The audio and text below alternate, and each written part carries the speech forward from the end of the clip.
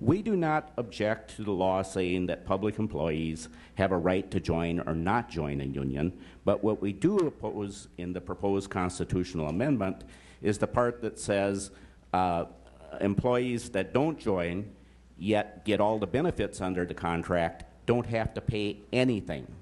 That, of course, creates the problem of free riders, people who are comfortable at sitting back, letting somebody else do all the hard work and pay all the costs of winning union benefits and contractual benefits, but let other people pay those costs.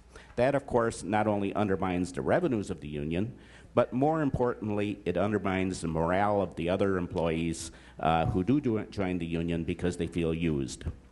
I worked in Oklahoma. I was actually among the 54% of voters there who approved the right to work measure in September of 2001 because I believed that it would create jobs. It didn't. Guess what? It didn't create jobs, and we stayed poor. A union serves for the common good of all similarly situated workers in the same way that a condo association serves the residents. And can you imagine a condo association if they gave their tenants the right to choose whether to pay association fees or not?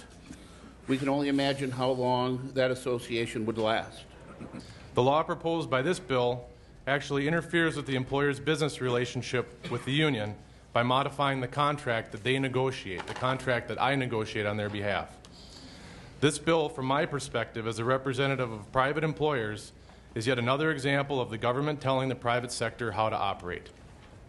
Without the union, I'd be forced to recruit people off the street, train them myself, and I'd be forced to spend hundreds of thousands of dollars every year in recruitment and training. A right-to-work law would weaken my union business partner. Equipment such as ballistic vests are negotiated items for many law enforcement agencies. Safety items such as ballistic vests are critically important to law enforcement.